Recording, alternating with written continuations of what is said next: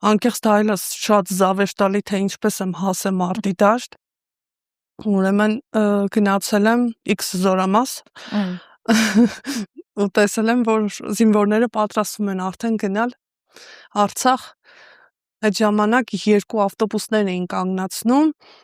մեկ ավտոբուսի մեջ էպիկիրովկեկներ ամբողջովին, մյուսի մեջ տղաներն էին,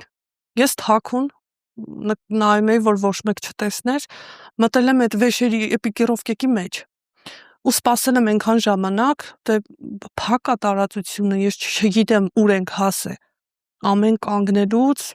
պիտեղ կանգնում էին, թաքուն, բացում, մի հատ նայում էի, չենք հասել, դեռ չենք հասել, եւ հետո նկատեցի, որ արդեն մի հատ X վայր հասանք,